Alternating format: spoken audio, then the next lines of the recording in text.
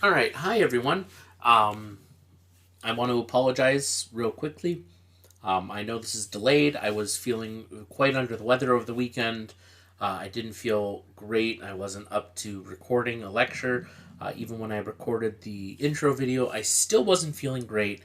But I'm feeling much better, so now I'm doing this video. I could have posted the old version of this, but I have updated and included some new information. I've talked about different things, so I wanted to still get you the most updated thing. So, that being said, welcome to week six's lecture. Now, I do want to mention our primary purpose of this lecture is to talk about parties of crime, but we are also going to talk about specific types of crime. We're going to talk about some of the crimes. Specifically, we're going to talk about sexual offenses and some type of violent crimes. The reason we're talking about them here is twofold. Number one, it gives us a chance to talk about these crimes in a separate setting. So that way, next week when we talk about all the crimes, students who are uncomfortable or in the wrong headspace to deal with conversations about sexual assault, they can skip that part because we're not going to go in depth on it next time. But this week we'll talk about it a little bit in depth, and that way it's a lot easier to handle the larger lecture, which is next week. So we're going to talk about a couple different things. It's important to note that. So before we dive into it, I do want to say real quickly, please note the first, I want to say 2 slides of this. Hold on one second. All right. So very specifically, the first major slide after this will be talking about sexual assault. So that's going to be the extent of our conversation on it, and then we'll move on to other things. So if you are not prepared to talk about this, if you're in the wrong headspace, if you yourself have been a victim or know a victim of sexual assault, and this might be traumatizing or re-triggering for you, please by all means skip ahead, skip this part of the lecture, just jump ahead a little bit of time.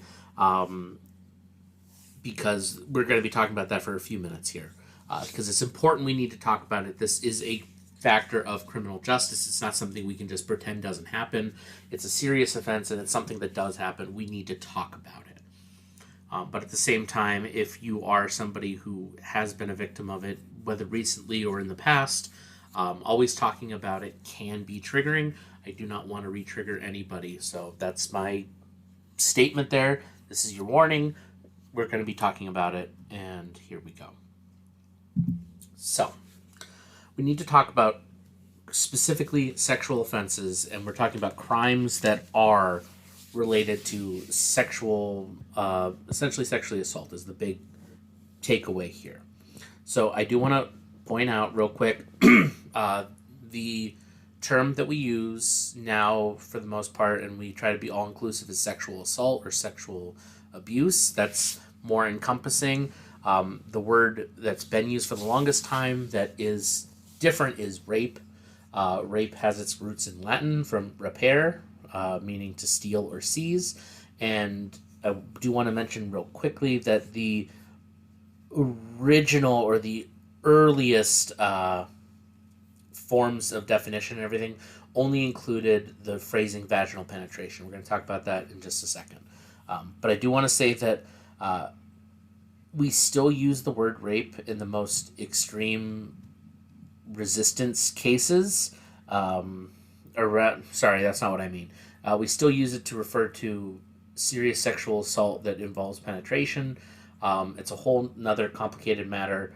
The short and sweet that I can tell to all of you is that a lot has changed in this area over the last even 20 years, but it's changed a lot in the last 60 years and the last 100 years. 100 years ago, we didn't really have this as a strict law. It was a whole nother complicated matter, and now we really do have this nailed down. And so it's getting better and better as far as how we define it, but it has a problematic history, and it's still difficult to talk about from the criminal justice standpoint because of the way our system works. So specifically, One of the things that was required for any kind of sexual assault charges, specifically when it used to be rape, was there was a requirement of the victim using extreme resistance. And that's something that now, as we understand better psychology, that's no longer a requirement. We still encourage the idea of resistance, but that's another issue altogether. If you're not familiar with the fight, flight, or freeze responses, there's obviously more than those three, but those are the three common ones that we understand. It used to be the two, fight or flight.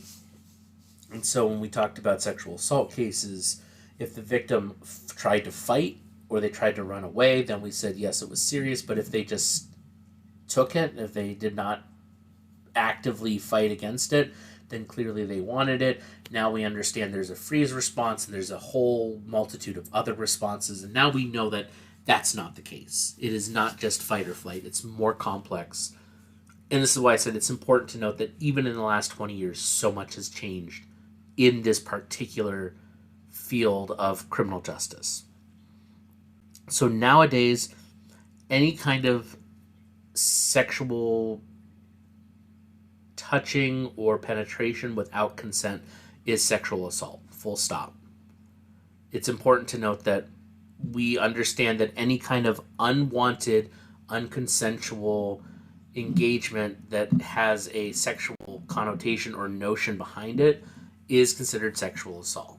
This means sexually suggestive phrasing and wording to somebody when they don't want that is considered a form of sexual assault. Touching someone inappropriately without their consent is sexual assault. Obviously, having sex with somebody without their consent is sexual assault. Like, it's included more things than it used to. So one thing that I do want to mention is there is a thing called statutory rape. It's something that we need to briefly discuss, but not for the reason you think. It's because this is the see what you've learned thing. Statutes are the written laws of society, and statutory rape is literally just the legal age minimum to where somebody can consent to having sex. That's what statutory rape is when you sexually engage with somebody who is under the legal age to give consent. That's statutory rape in a nutshell. I will tell you right now, the intent that's required for any of this is a very general intent. It doesn't have to be necessarily a very specific intent. It can be very broad. So there's a couple more things that we need to talk about this. So one thing I want to point out is sodomy was a different law altogether. It's now part of the larger, like I've said, sexual assault charges, but sodomy specifically was the penetration of the male anus by a man. That was the legal definition for a long time. As you can tell, this was definitely designed as an anti-gay law. It was enforced as an anti-gay law for a lot longer. There were still anti-sodomy laws up until the early 2000s. It's partly why I said the last 20 years a lot has changed. Now our sexual assault definition has been broadened out to include so many more people who have been victimized that we're not able to legally make a claim, that we're not able to go through the process and have some kind of either support or some kind of punishment for their offender. And so it's important to understand that the definition is important. The way we define things, the way we classify and way we phrase our laws is really important. Now we understand that because sexual assault is so broad, we can charge somebody who is not necessarily pinning somebody down and penetrating them. It can be unwanted touch. And that's an important improvement that we've made. Okay? So, some other things that I want to talk about specifically related to sexual offenses And along the lines of sodomy, we have to talk about there's also the concept of acquaintance rape, also no more commonly known as date rape. Obviously, acquaintance rape or date rape is the idea that an individual has a relationship already or some kind of familiarity with their assaulter. And why I'm kind of stumbling with talking about this is simply because the unfortunate reality of this is that a good majority of people who have been sexually assaulted have been assaulted by somebody who they've known. It's not often a stranger. It can be, don't get me wrong.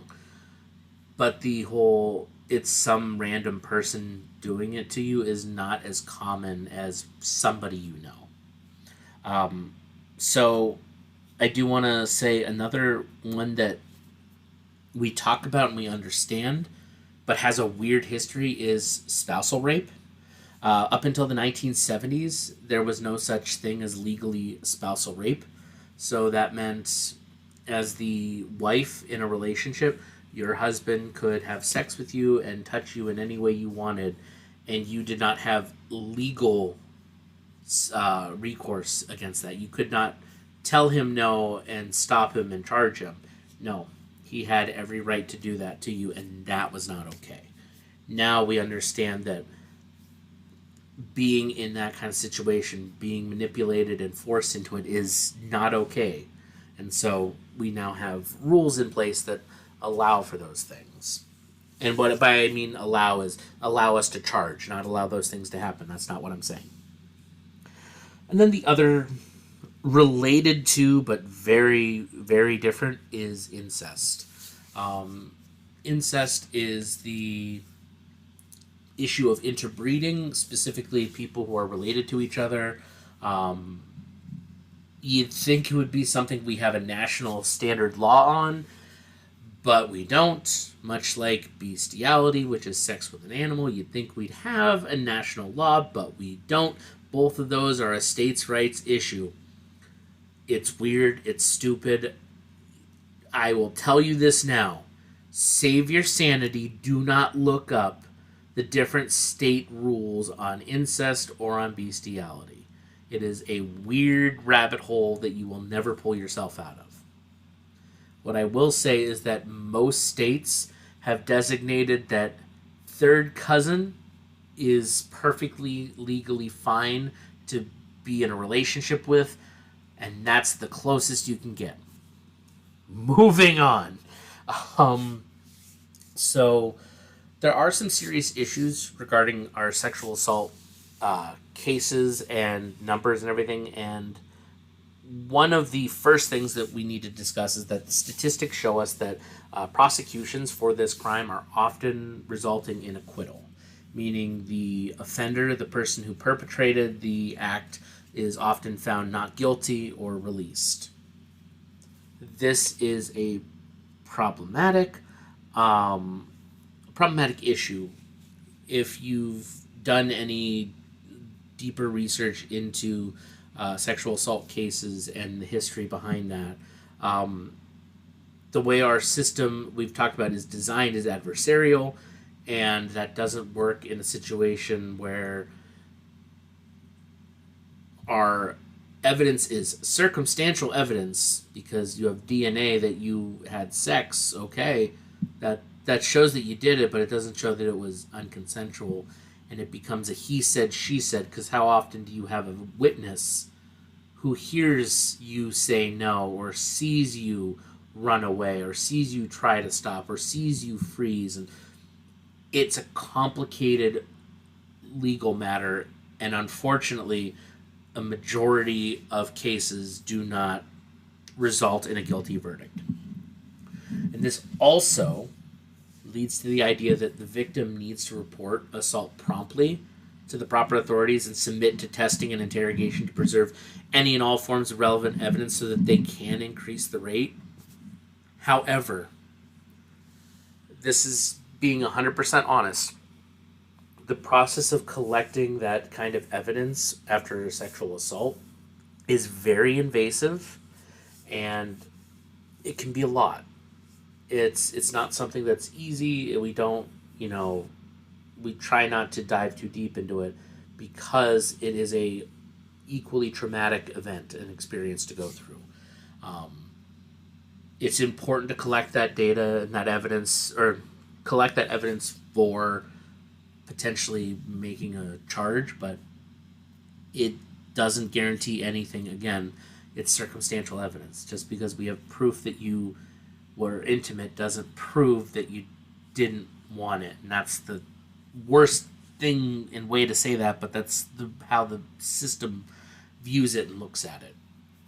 This is where I'll tell you all, here's the not fun fact that you can use in the final exam, is my thesis for criminal justice was specifically on sexual assault and issues of sexual assault culture in colleges. So, like, I've done a lot of research on this particular subject. It's mind-blowingly frustrating and difficult, and it's one of the reasons I'm a big victim advocate, especially for victims of sexual assault, but all victims, is because of the research that I had to do for it. It tells me so much that I wish wasn't true, and so it's important to know this. If you've taken another criminal justice class, especially with me, and you've heard us talk about the dark figure of crime, that's related directly to this whole issue regarding sexual assault. So, for those of you that don't know, the dark figure of crime is that a majority of crimes go unreported all the time. And the most frequently underreported crime is sexual assault. And it's for these reasons. So, one thing I do want to say that's been a positive in this whole overarching situation is the development of rape shield laws. And rape shield laws are very much, they're more case law than, anything else, but the idea is that these particular rules prohibit admitting evidence of a victim's past sexual conduct to prove consent. And they also try to exclude things like what someone's wearing, whether or not there was a condom used during sex, things like that. Because in the past, they've used ideas, and you've probably heard the old stereotype, well, she dresses like that, she clearly wanted it. That's something that rape shield laws try to prevent. To say you can't use that as evidence to support that, because that doesn't prove anything. Using a condom doesn't mean you were planning on having sex. It's you were just prepared in case something happens. It doesn't mean you wanted it. It means you were prepared. Using the fact that they weren't a virgin to say, well, they've done it before, so they would do it again, that is not a fair comparison. And so that's why we developed over the years rape shield laws, to specifically say during these cases, you can't use this as evidence because that is not valid. That doesn't actually get to the point. All right. That's what I want to say about sexual offenses. I'm going to, I'll have to take a look when I go to edit this to put the timestamp, but this is the end of our conversation about this. We're moving on to something a little more light, which isn't true, but it's usually easier to talk about for people. So, now we're talking about offenses using force, fear, or physical restraint. And we have assault, we have battery, and we have domestic violence. So, assault and battery. This is the thing that we get into weird conversations about, and it's always fun to watch students kind of make realizations at this point. So I want to mention that battery is unlawful touching. Assault is the threat of attacking or the threat of touching. So legally speaking, that's the big difference. And I want to emphasize this real quickly. In some jurisdictions, they have different rules. In some jurisdictions, battery requires an injury. In some jurisdictions, they use the term assault to mean battery. In some places, they call it assault and battery because usually one precludes the other and they happen together. In a lot of places, when people talk about these charges, the official legal charge will be battery, but they say assault because it's what most people understand, but they are legally distinct. Okay, that out of the way. The one thing I want to say about battery before we get any further is that it does require consent. So, or rather, consent matters. So, battery is the unlawful touching, typically that's harmful or offensive. Like I said, some jurisdictions require an injury to happen.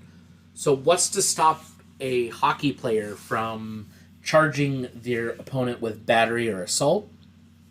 Well, simply the fact that as they signed up to be an athlete in a sport with contact, they are consenting to that kind of unlawful touching. So, getting involved in a fight with somebody where you physically harm each other, if you agreed to it, you wouldn't get battery because it wasn't necessarily unlawful touching. You consented to each other. However, you still engaged in violence, which is its own weird mess of things, but that's battery. Assault can be broken down into attempted battery or threatened battery assault. Attempted battery is exactly what it sounds like, an act that attempts to make physical contact but falls short. Whereas threatened battery assault is conduct that causes the victim apprehension of immediate harmful or offensive physical contact. In other words, what was said and the demeanor that somebody had was threatening enough that they believed that there was going to be offensive physical contact or unlawful touching, aka battery. So, I want to note here, assault and battery, pretty straightforward. It's important to note that they are two distinct things.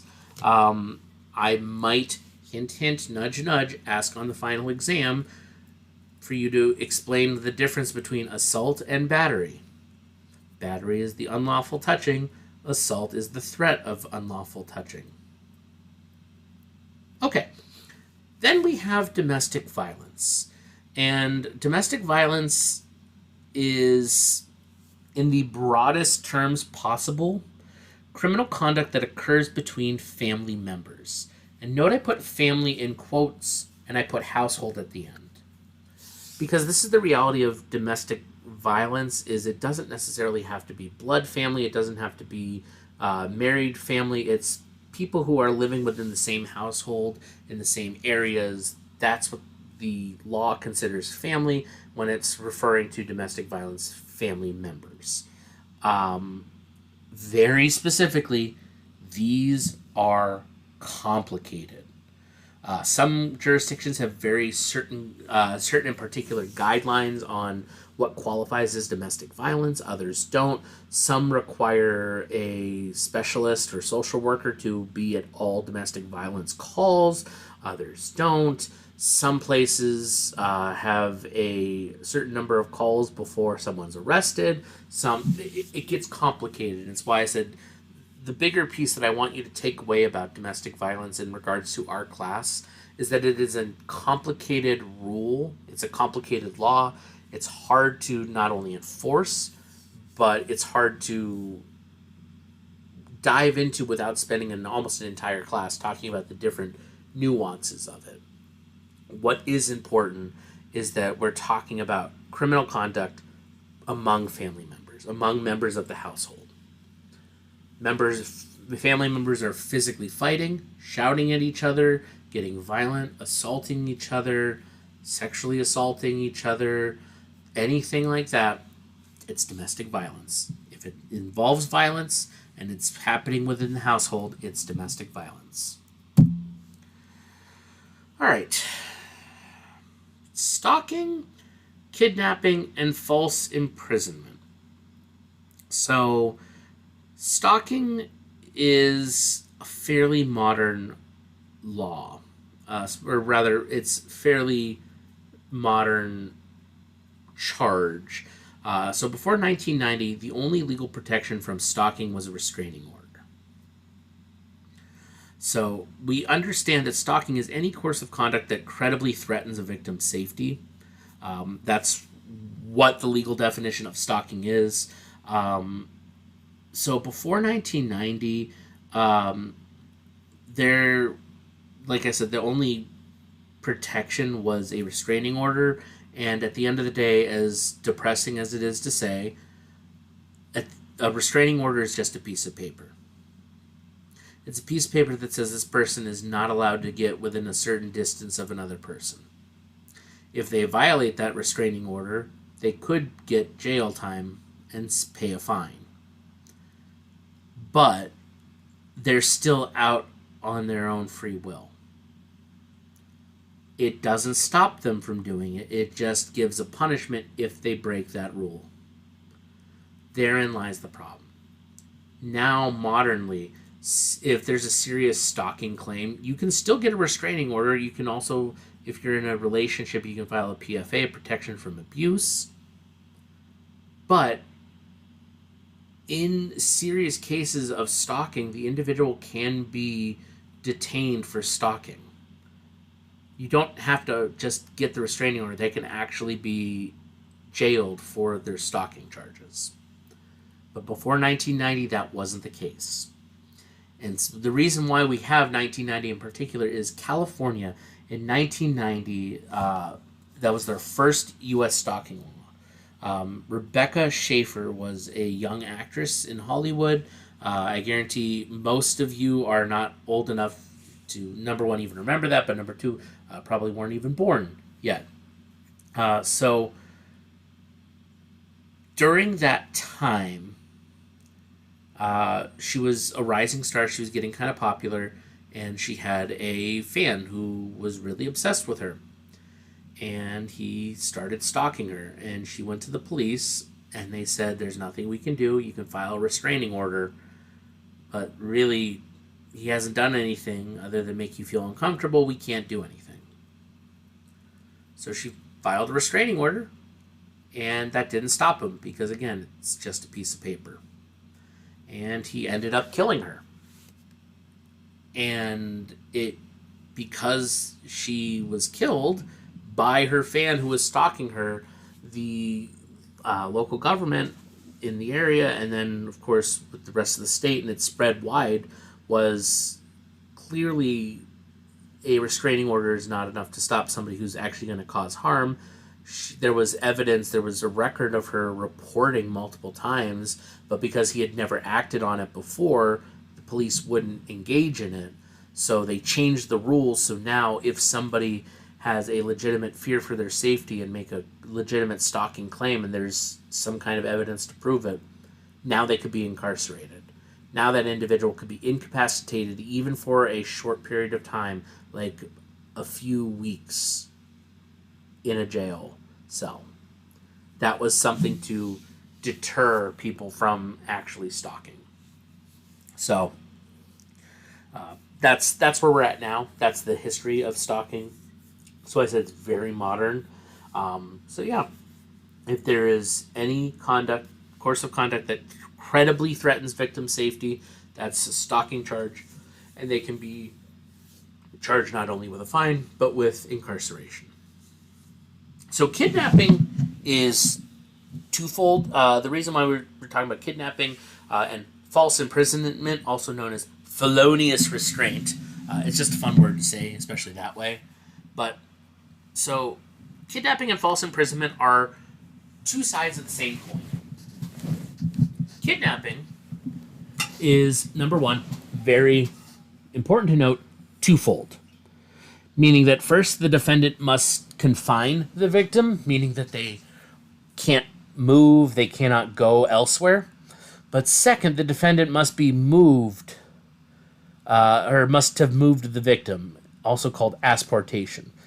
What we mean by that is that they are no longer in the place they're supposed to be. So, for kidnapping, you have to have moved the victim, and made it so that they can't get away. Now, I will say about that asportation component, it is not required in all cases. It's also not required in all jurisdictions. Or, if a ransom is requested, it can act in a similar vein as these requirements. Obviously, typically, if a ransom is asked, the person has already been moved somewhere else outside of normal area, but they need to prove these things to charge kidnapping. False imprisonment, however, is a lower grading than kidnapping, because typically there's a component missing or lacking from kidnapping. So if the requirement of kidnapping is to confine the victim and move them, if you didn't confine them but you took them away from their place, it's not technically a kidnapping, it's false imprisonment. If you confine somebody in their own home, you didn't move them from anywhere, that's false imprisonment. That's what we're talking about, where there's an element missing or lacking of kidnapping that moves it from a more serious crime to a slightly less serious, and I emphasize slightly less, because it's still a serious crime. And there's one that I didn't put up here because, well, honestly, it's lower grading than kidnapping or false imprisonment, but it's also kind of not either of them. And that's interference with custody of a child. This is occasionally also known as unlawful visitation. So it's regarding parents and obviously being with their children. We're talking about situations where there's split custody or only sole custody, and the other parent is involved in some way, shape, or form with being with the child. It's a complicated matter. I want to emphasize that. It's why technically, even if you are a biological parent, you can kidnap or false imprison your own child. It's a own separate thing. All right, so now we've talked about crime. Now we get to talk about the parties to crime. So this is the main focus of today. So in early common law, we identified 4 categories of individuals who were involved in crime or were the party to crime. We have principal in the first degree, principal in the second degree, accessory before the fact, and accessory after the fact. And so, pretty straightforward. Principal in the first degree is the person who commits the crime. Full stop. The person who committed the crime. Principal in the second degree is the person who is present at the crime and assists in the success of the crime. So, a getaway driver would be a principal in the second degree. They're present at the crime and they assist. A co-conspirator would be a principal in the second degree, or possibly in the first degree, depending on the particulars of the crime. The principal is important here. Principal is a person who is active in the process, okay? They're active in the process and they are present. Those are the 2 factors to remember for principal in the first degree and principal in the second degree. They are actively involved and they are present when the crime is happening. Now, the accessory is different. An accessory before the fact is a person who is not present at the crime, but helps in the preparation of the crime. So if you're planning a bank heist and you are the person who is not going to be involved at all with the heist, but you planned it, you would be an accessory before the fact. You did not commit the crime. You were not present at the time of the crime, but you were helping in the preparation of that crime. If you are writing down and following somebody to get their schedule so that you can give it to somebody so they can rob or assault or batter or any number of things, you are an accessory before the fact as long as you are not present at the crime, but you helped prepare the crime to happen. An accessory after the fact, again, is a person who's not present at the crime, but they offer comfort, aid, or assistance after the crime has occurred. So, accessories are people who are involved, but indirectly. Principal is a direct involvement. Accessory, there's a level of separation. The idea, the biggest difference between an accessory before the fact and accessory after the fact is that when the crime occurs. If you were involved before the crime happened, you're an accessory before the fact. If you are helping after the crime occurred, you're an accessory after the fact. That's the pretty straightforward definition. So this was the early common law categories. These are the standard categories that most people understood and were used for quite a long time. Nowadays, our modern parties are different, but not really. Our parties are still the principal and the accessory. The principal is the person who's committing the crime.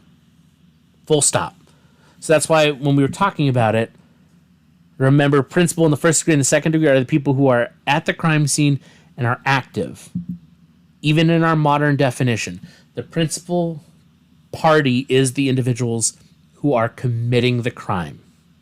The actual effective components of the crime. An accessory, like it was previously, are still individuals who are assisting, but they're assisting in a different way. And so this is where we have the term more modernly, the accomplice. An accomplice is someone who voluntarily acts in some manner to assist in the committing of an offense. These are accessories. Okay? Full stop. Accomplices, very specifically, voluntarily act. Meaning they were not coerced, they were not forced, they chose to and did. Because they chose to be involved, all accomplices have equal criminal responsibility. Even if the principal is not charged or is acquitted, all accessories have equal criminal responsibility. So it doesn't matter if you only helped provide comfort for somebody after they murdered people and you provided them comfort in a way to hide out from the police. You are an accomplice, and you are an accessory, but you are very likely an accomplice helping the assisting in that crime, and you can be charged for it. It's why we have a charge called felony murder, which is a whole other complicated matter that we'll talk about next week. But this is the important piece. Well, I mean, it's all important. But when we're talking about our modern parties, we need to understand that the only difference now is whether you were the active participant or the passive participant. Were you the person who did the crime, or were you someone who was helping the crime happen? That's it. No more extra degrees of separation with before the fact or after the fact. Doesn't matter. We've made it simple. And because we were talking about being charged, if you are an accomplice and having liability, we need to talk about liability. And so we've talked a little bit about liability already. So to recap, liability is the relationship that exists, not relationship that exists. It's related to the relationship, but it is being responsible for an action that you did not commit is liability. And so very specifically, we have different types of liability. We have vicarious liability, corporate liability, then we also have parent-child liability, and we're going to talk about that one as well. But so vicarious liability in criminal law requires a special relationship. These are the ones that we understand. These are the corporate liability and the parent-child liability. They're versions of vicarious liability. But what's important to note, it's why I said the relationship thing, and I said it's not really relationship. Having a personal relationship or a special relationship creates a legal contract. And that becomes the issue with liability. So for corporate liability, by working a job, by being involved with a company, you take on some level of relationship. The higher in a company you go, the more power you get, the more you have a responsibility to your employees below you and to the corporation. So, corporate liability, if you are a store manager and the CEO of the major corporation, let's say you're the store manager of Burger King, and the CEO of Burger King calls you and calls the regional manager and says, "Hey, there is some audits happening, and they're going to find a lot of financial records that aren't fair. I need you to shred every legal financial document that you have in your area." And then he reaches out to you, the store manager, and you shred those documents. Yeah. Number one, you broke the law. You had a relationship to it, and so when they go after the big CEO, yeah, they're gonna take the biggest fall. But because you aided in that, you had corporate liability. You also will be charged. Now, if you were a manager and you said, "No, I'm not doing that," and you held onto the documents and turned them over, you would not be charged because you actively were fighting against the illegal action. But because you had that relationship, if you either ignored it or engaged in it, you could be held liable. It's also why there are specific rules about slip signs and whatnot for what floors at businesses, because they're legally liable. If somebody gets hurt on their property, they have to take care of that in responsibility. Unless they made it clear that there was a potential of harm that could be inflicted. That's a whole complicated matter. Welcome to civil suits and harm. It's a whole mess. But then we have parent and child liability. And oftentimes we talk about this and use it in cases of delinquency. Because if a minor is, skipping school for truancy, or they're running away from home, or any other number of things, there's often going to be some kind of punishment for the parent as well as the child for their behavior, because it's the job of the parent to watch out and care for and raise the child. If they're not doing that, they get punished. So there is liability for parents and children, and again, they're often in delinquency cases, but we recently had a case with school shootings. And so it's the Crumbly family case, the Oxford school shooting from a couple years ago. Ethan Crumbly was the son, Jennifer the mom, and James the dad. Ethan came to school and was drawing and writing a very potentially threatening thing in a notebook, and teacher was concerned, sent him to the office. Office called his parents in. Parents came for the meeting. Was recommended that he get sent home from school. Parents said, no, he's fine. He can stay at school. And a couple hours later, he shot and killed several people. And yeah, so Ethan Crumbly was found guilty and charged. And this was the first case here in the United States where a pair of parents were actually charged with criminal liability for their son's shooting. And so the mom was convicted on all 4 counts. She got a 15-year sentence for each one of the charges. for a total of about 60 years in prison. Ethan pled guilty to and got sentenced to life without parole. And Dad got pretty much the same thing as Mother did. I think slightly less than she did, only because the information that came out during the court cases made her seem more negligent than the father was. So we do, and obviously they're both appealing their case, but what's important to note is that this is the first time that we've successfully charged and found guilty parents of liability for a child being an active shooter. So it's important to note that liability does matter, and it can be used not only for dumb things, but it can also be legitimate, like serious actions, and hopefully that's a positive end note for that. So we're coming back to accessory, because principal is the person who's committing it, and accomplices are pretty much a type of accessory, because in modern times, an accessory before the act is considered an accomplice. Full stop. This is why I use the terms, but I wanted to dive into this a little bit separately.